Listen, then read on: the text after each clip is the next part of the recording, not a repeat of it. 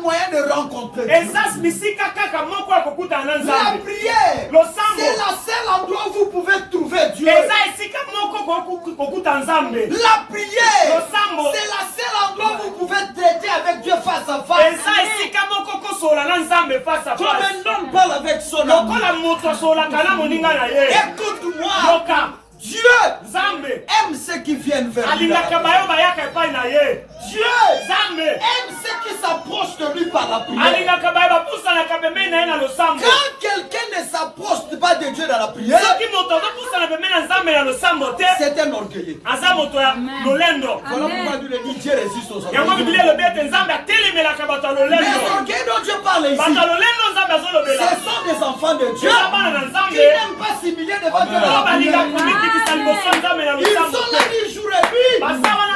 Nous sommes fils d'Abraham.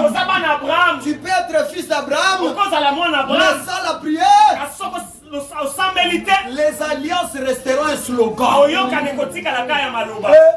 Amen. Les alliances sont restées un slogan dans la vie d'Isaac. Mais le jour où il a réalisé que je dois prier, la Bible dit, Dieu l'exauça. Vous savez pourquoi? Dans la prière, il y a une alliance. L'alliance de la prière, c'est laquelle? Invoque moi et je te répondrai. Il y a une promesse. Bien aimé, il faut aimer la prière. Qu'on ne vous trompe pas. Dans la prière, il y a une alliance. Quand tu pries, la Bible dit lorsqu'un malheureux crie,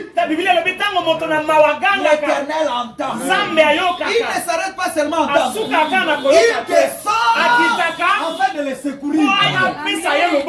Voyez-vous ça? Tu dois aimer la prière. Ça, je te dis. Tu dois aimer la prière. La prière, c'est un grand secret que beaucoup ignorent. Vous savez, beaucoup de chrétiens échouent parce qu'ils n'aiment pas prier. Même les hommes de Dieu, si vous les voyez échouer, devenir des escrocs, c'est parce qu'ils n'aiment pas prier. Alléluia. Amen. Parce qu'ils n'aiment pas prier. C'est-à-dire avoir l'intimité avec Dieu. La Bible dit, lorsque Isaac a prié, l'Éternel a exaucé. Pourquoi? Parce que tout fils d'alliance est exaucé par la prière. Et quand Dieu l'a exaucé, la Bible dit sa femme est devenue enceinte.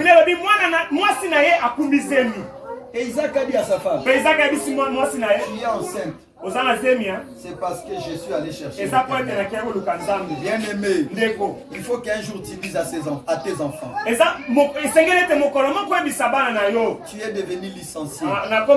C'est parce que je l'ai demandé. Parce que je l'ai demandé à tu es devenu médecin.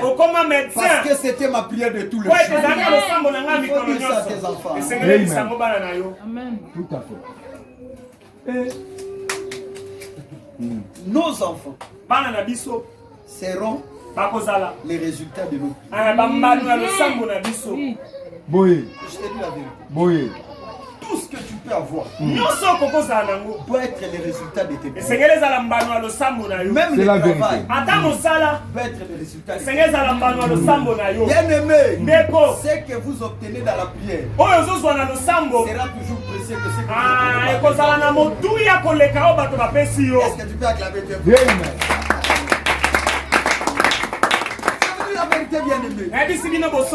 Isaac a dit à sa femme, la grossesse que tu as là, ça vient de Dieu. Lorsque tu sentiras quelque chose qui ne marche pas dans ta vie, dans cette grossesse, va chercher Dieu. La Bible dit la grossesse a pris du temps. Et cette femme-là avait des malaises dans son ventre. Elle ne dormait pas. Elle avait des douleurs en tout temps. Elle dit, mais si je suis comme ça avec des douleurs, Pourquoi le Seigneur m'a accordé cette grâce? Bien-aimé, ne pense pas que si Dieu te donne quelque chose, il n'y aura pas de douleur. Ne pense pas que si Dieu te donne, il n'y aura pas de combat. Même si Dieu te donne l'argent, les gens vont te combattre. Pourquoi? Pour que tu le pousses seulement. Ça, je te dis la vérité. Quand quelqu'un te dit, il t'a menti. Quand Dieu vous bénit, les gens vous combattent pour que tu rentres vers Dieu. Et quand tu dis, Seigneur, cet argent que tu m'as donné, les gens de la famille me combattent. Pourquoi, Seigneur? Le Seigneur va te dire, ils te feront la guerre.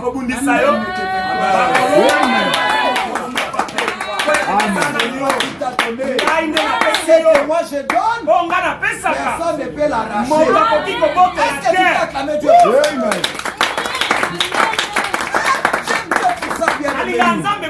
Il me rassure.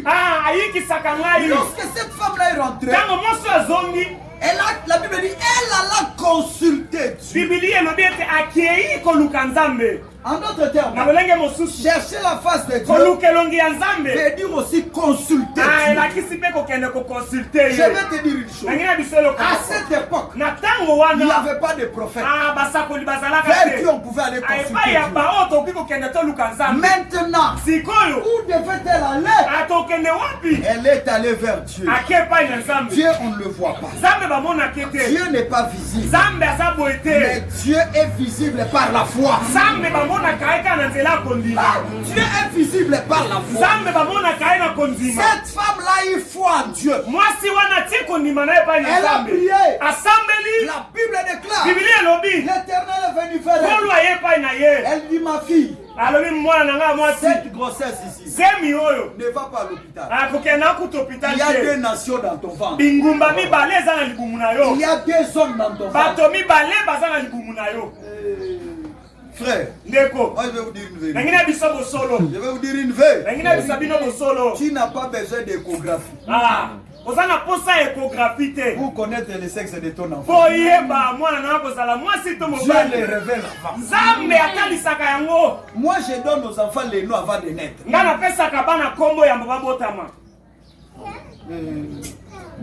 vois, hein? Ça c'est l'expérience que j'ai eue. Moi, avant que l'enfant naisse, je lui donne déjà le nom. Je sais qu'il sera homme ou femme.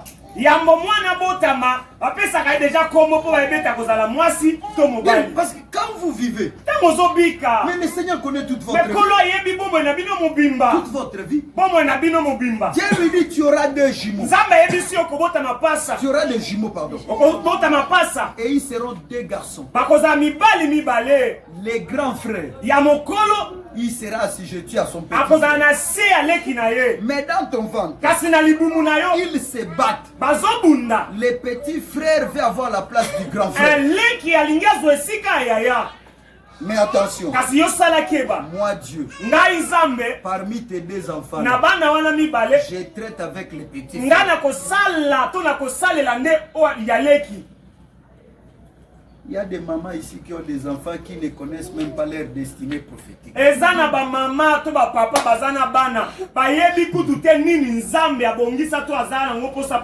Oza mamando. Amen.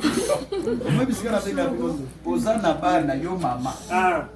Mais tu n'as pas la destinée prophétique.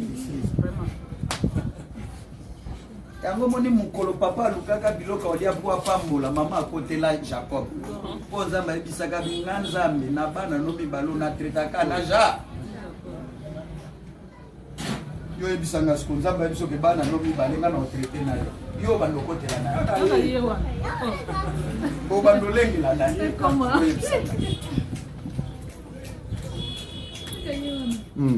Bon, je ne sais pas. Je ne sais pas. Parce que le choix de Dieu, c'est le choix de Dieu. Mais ça reste le choix de Dieu. Amen. Ceux qui peuvent bundisi, moi, Amen. Bien-aimé, parmi les enfants que tu as, il faut détecter qui avec Dieu traitera. Ça, c'est la vérité. Tu ne seras pas injuste, mais avec qui Dieu traitera. Regarde, cette femme-là, comme elle connaissait que Jacob, Dieu traite avec lui. Il disait à Jacob, ma fille,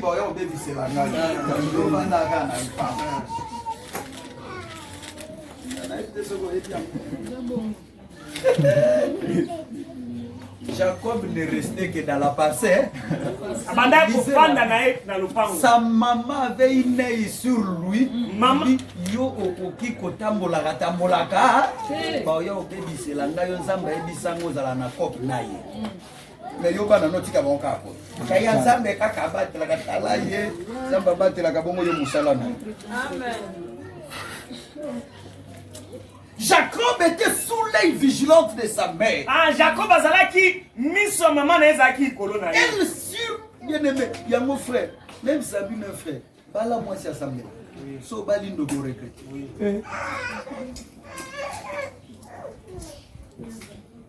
Si on va essayer de l'emmener tout, on va me retrouver dans sa nangande. Donc bano na bota na edi ata moko te nzambe. Pasteur Mambalo Barnaba tu bon vérité à moi. Yo yo kia papa muteba kuge mama. Mama. Iko yo zonga nanda kufufuka kolia. Anzunguka kolamba. Amen. Tu n'as aucune révélation. Amen. Alléluia. Amen. Ma sœur, voilà pourquoi j'aime l'évangile, parce que l'évangile fera de nous ce que nos parents n'ont pas fait. L'évangile nous amènera dans des dimensions que nos pères ne sont pas arrivés. Voilà pourquoi Jésus lui-même disait, vous connaîtrez la vérité vous affranchira. Je vous dis, nos enfants ne seront pas comme nous.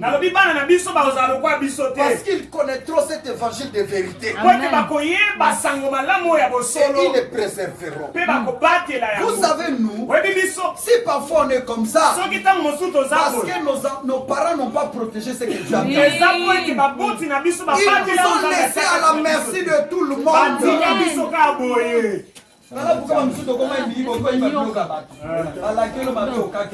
Amen.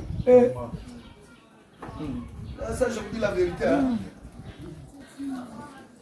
Il faut être prudent spirituellement. Quand je parle là, il y a un moment que vous êtes responsable de ça quand vous faites ça, vous faites ça. Quand vous faites la maman minervale, c'est plus que ça. Et pour comprendre ces choses que je t'ai dit, il faut être un homme de prière. Ma soeur, tu pleures là. Parfois tu es un premier ministre dans ta maison. Mais dès lors, non, je parle aux parents. Tu pleures. Mais parfois tu héberges un premier ministre chez toi. Mais le mal c'est quoi? Il t'a découvrir dans nous. Alléluia. Vous avez la kizengi. Avec valeur là.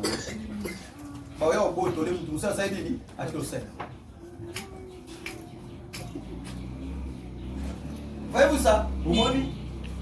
Et le jour le père devait bénir, la mère a préparé. Maman lambi a bongisi. Elle a mené chez le père. La maman fait des stratégies pour que l'enfant soit béni. Le père dit, j'entends la voix de Jacob, mais je touche le corps d'Isaac. Vous savez pourquoi? Parce qu'il n'y a que la femme qui peut tromper son mari. Révélation. Alléluia. Amen.